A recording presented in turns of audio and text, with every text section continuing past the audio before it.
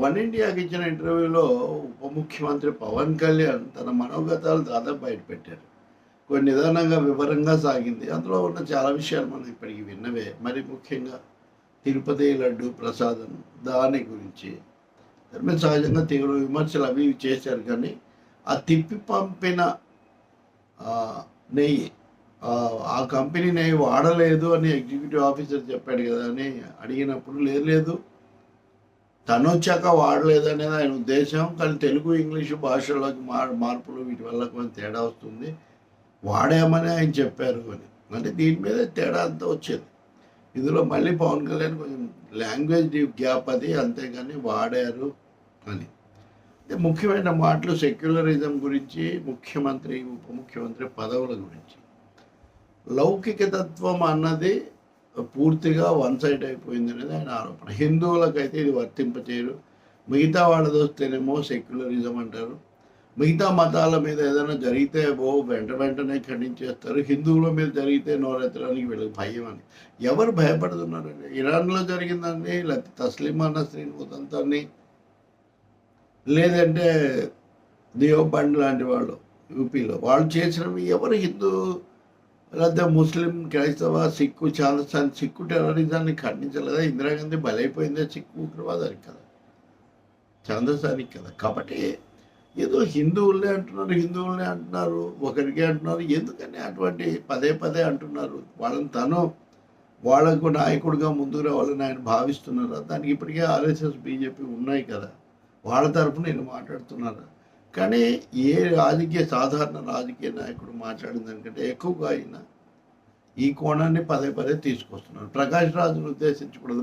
They are scared of talking about others. Nobody is scared. I think no religious fanaticism is spared by this secularist. ఇది BJP వాళ్ళు అంటుంటారు కోన సెక్యులరిస్టులు, లౌకికవాదులు అని. అంతేగాని నిజానికి లౌకికవాదులు అన్నాక అన్ని మతాల్లో జరిగే వాటిని ఖండిస్తారు వాళ్ళు.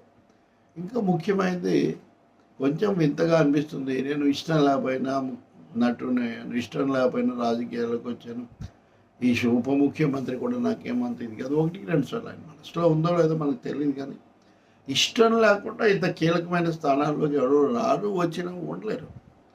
ఉదాహరణకు సినిమాలు నటించాలి కదండి, దానికోసం నెలల తరబడి పనిచేయాలి కదండి. ఇష్టం లేని వాళ్ళు ఎలా చేయగలుగుతారు జయప్రదంగా? రిలక్టెంట్ అంటే అవసరార్థం చేశానంటే అది వేరే విషయం, తప్పనిసరి చేశానంటే వేరే విషయం. అయిష్టంగా చేశాను చూస్తే చాలా ఎంజాయ్ చేయటం అనేది మనకు ముందు ఎంజాయ్ చేయకపోతే ఏ మనిషి అయినా ఆ పని చేయలేరు. కాబట్టి ఎక్కడో ఇది ఆపాలి, లేకపోతే ఇది ఒక విధమైన ఎట్లా ఉంటుంది అని అనుకునే ఒక పరిస్థితి వస్తుంది. ఉప ముఖ్యమంత్రి పదవి కూడా కోరుకుంటే రాలేదు. సరే, మీరు ముఖ్యమంత్రి అవుతారా, మీ పార్టీలోకి తీసుకుంటారా అది ఇది అంటే, చాలామందిని తీసుకుంటే ఎలా కంట్రోల్ చేయటము, ఎలా ఒక పద్ధతిలో పెట్టడం అనేది ఒక పెద్ద సమస్య. కానీ పెరగాలి కదా, ఇలాగే ఉన్నామని చెప్పాను. ముఖ్యమంత్రి కావటం అంటే నేను ఎప్పుడు ఏ పొజిషన్స్ కోరుకోలేదు.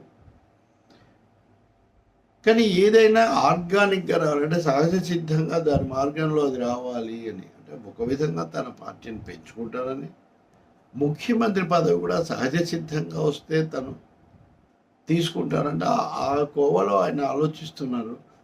ఏ భాషలో చెప్పినప్పటికీ చాలామందిని చేర్చుకోవడం ద్వారా పార్టీని పెంచుకోవడం, తనే ఒక ప్రధానమైన దీనిగా తయారు కావడం ఆయన టార్గెట్ లాగా స్పష్టంగా ఉంది. ఆ మాటకు వస్తే హిందుత్వ విషయాలు ఇంతగా మాట్లాడడం కూడా ఒక రాజకీయ వ్యూహమే అని చాలామంది భావిస్తున్నారు.